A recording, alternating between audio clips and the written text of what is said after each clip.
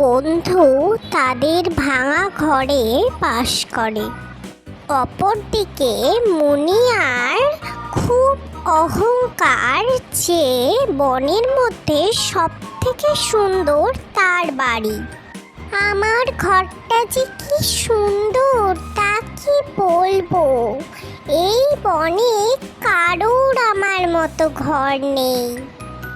বর্ষা তো আসতেই চলেছে কালি, আমাদের এই ভাঙা ঘরের ভেতর তো সব জল ঢুকে যাবে, আমরা এখানে থাকবো কিভাবে? ঠিকই বলেছ বন্ধু, সত্যি আমাদের কিছু একটা উপায় বার করতে হবে, না হলে এখানে বাস আমরা করতে পারবো না। কিন্তু কি করা যায় বলো তো? আমি ভাবছিলাম দূরে আমার এক মাসি থাকে, বুলবুলি মাসি, আমরা ওর কাছে গিয়ে এই বিষয়ে কথা বললে ভালো হয়।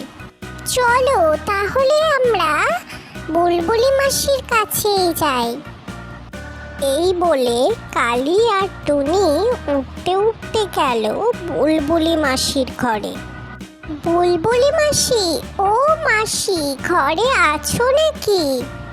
ও তোমরা, এসো এসো, আমার ঘরে এসো। কেমন আছো তোমরা?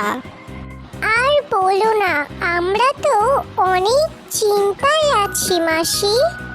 সামনেই বর্ষা আসতে চলেছে, বৃষ্টি হলেই আমাদের ভাঙা ঘরে জল ঢুকে যাবে, আমরা আর সেখানে বাস করতে পারবো না।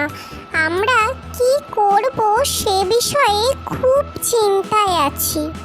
ও এই ব্যাপার, এ তো কোনো চিন্তার বিষয়ই নয়। তোমরা সবাই মিলে খড়কুটো জোগাড় করে তোমাদের ঘর সারাই করতে শুরু করো। বর্ষা আসার আগেই দেখবে তোমাদের ঘর আবার নতুন হয়ে গেছে।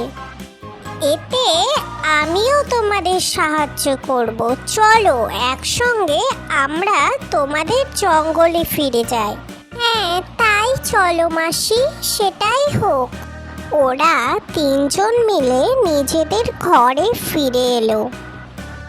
সেই সময় মুনিয়া উড়ে এসে ওদের কাছে বসলো এবং বলতে লাগলো, এই ভাঙা ঘরে তোমরা বাস করবে কি করে গো? আমার ঘরটা দেখো কত সুন্দর। তাই বলে তোমাদের কাউকে আমার ঘরে আমি থাকতে দিতে পারবো না। আমরা তোমার কাছে কোনো রকম সাহায্য চাইনি মুনিয়া, তুমি এখান থেকে চলে যাও, আমরা নিজেদের ঘর নিজেরাই বানিয়ে নিতে পারবো, তাতে তোমার দরকার নেই। এই শুনে মুনিয়া নিজের ঘরে রাগে গজগজ করতে করতে উড়ে চলে গেল। টুনি, বুলবুলি আর কালি দিন রাত এখান ওখান থেকে খড়কুটো জোগাড় করে নিজেদের ঘর সারাই করতে লাগলো। দেখতে দেখতে তাদের ভাঙা ঘর সুন্দর ঘরে পরিণত হলো। বনের অন্যান্য পাখিরা তাদের ঘর দেখে খুব খুশি হলো এবং বলতে লাগলো, তোমাদের ঘর তো খুব সুন্দর হয়েছে, তাহলে এই বর্ষায় আমরা একটু সাহায্য পাবো।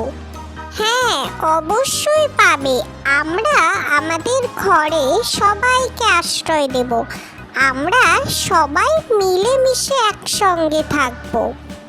বনের সব পাখিরা একসঙ্গে মিলেমিশে বাস করতে লাগলো এবং তারা খেয়াল খুশি মতো খাবার জোগাড় করে এনে খেত এবং নিজেদের গল্প করে বাকি সময়টা কাটাতো। এদিকে মুনিয়ার কাছে কেউ যেত না, তার অহংকারে কেউ তার সঙ্গে সম্পর্ক রাখল না, তার জন্য সে একাই নিজের দিন কাটাতো। বনের সব পাখিরা বর্ষাতেও তাদের ঘরে মিলেমিশে বাস করতে লাগলো।